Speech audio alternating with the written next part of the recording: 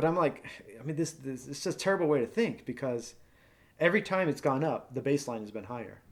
So it's I shouldn't be fearful of that.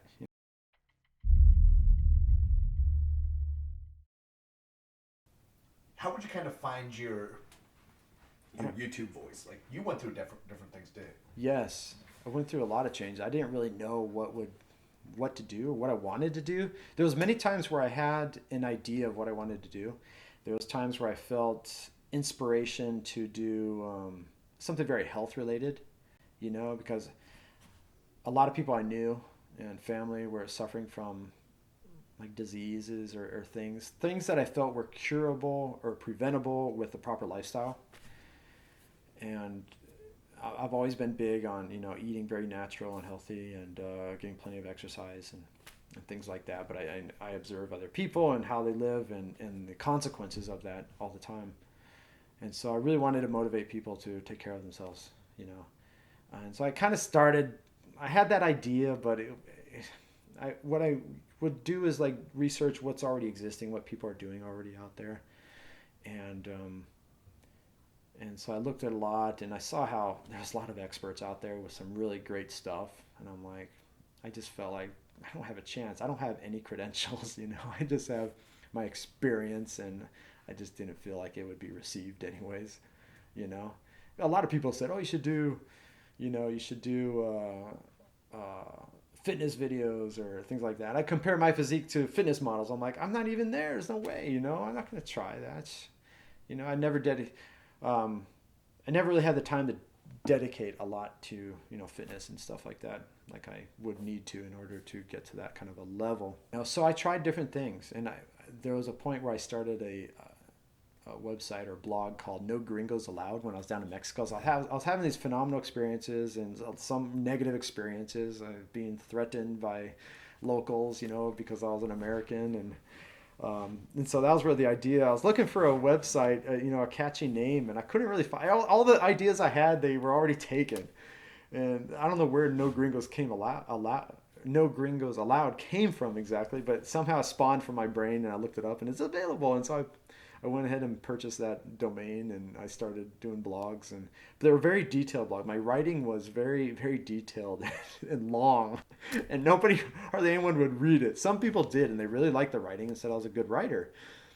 But they're like novels, and I think well written, but people don't read that much, So, um, and I'd spend an enormous amount of time writing them, doing research and stuff. And so I did that for a little bit, and I was connecting that. My idea was to connect that with my YouTube channel, and I was envisioning having this site, this like really go-to travel site of like the back roads of Mexico, the places where the non-touristy places, where the gringos don't go. That's why I call it No Gringos Allowed. So you're gonna find like real Mexico. And I want to just share like I was envisioning just traveling all over Mexico, and doing this, producing these videos and writing these blogs.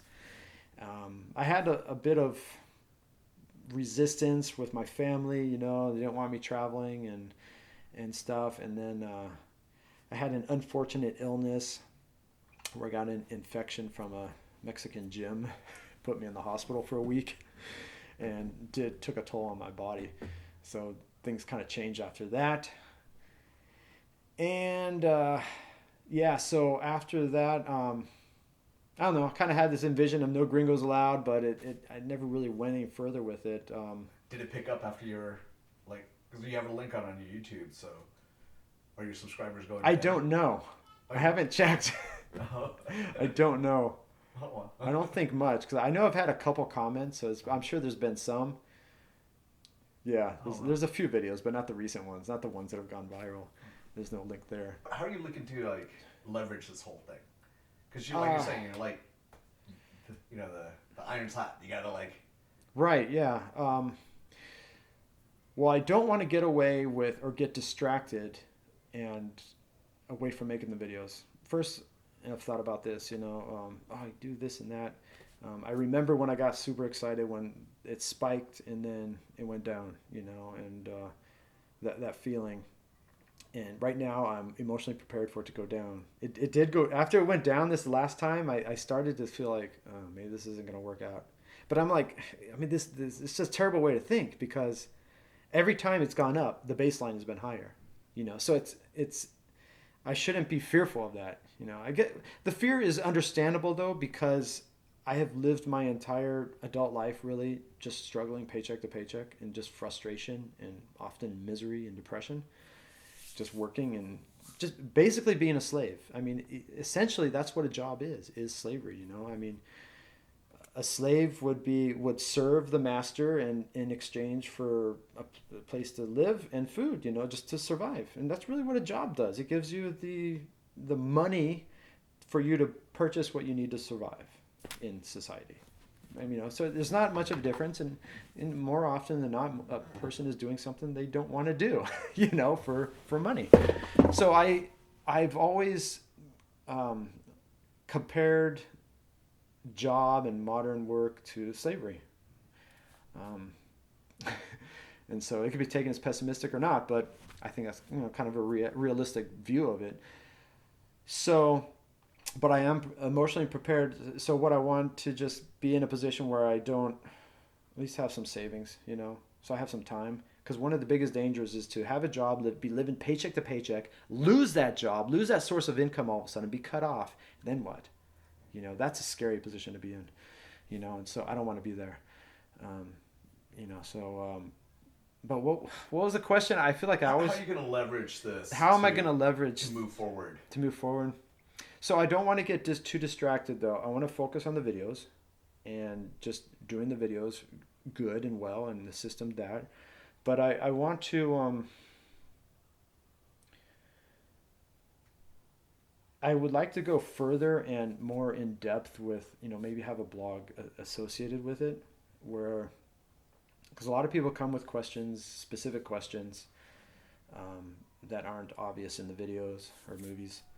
And, whether it's, I'd like to share my experiences or knowledge of, the uses of different plants, and just more in depth, and also historical evidence and facts, how, because I love studying about like the history of food, or the history of different indigenous tribes, and kind of compare all of that, but also motivational stuff, to prevent the ambulance coming to your house, people to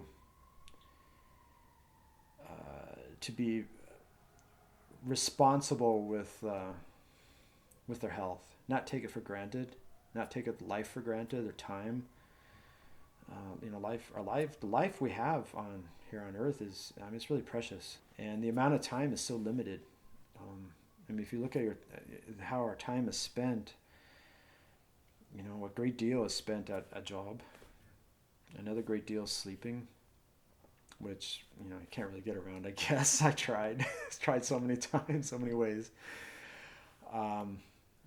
There's a lot of activities that we do that are they're really meaningless.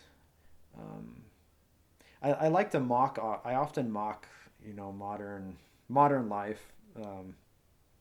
That it's all about the pursuit of comforts and pleasures. And it seems to be, I don't know, in my point of view, it seems very accurate that, most of what we struggle to work to earn money for isn't for survival. It's for enhancing our comforts and more pleasures. If someone is poor, I hate using the term poor, because I think poor is more of a state of mind rather than a possession of material or money.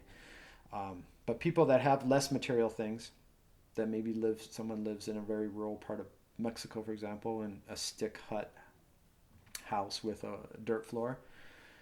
They have everything they need to survive. They have food, they can grow their food, they have animals, they have a shelter. They live, they're alive. It's not going to kill them. They can live just fine. But what people desire is more.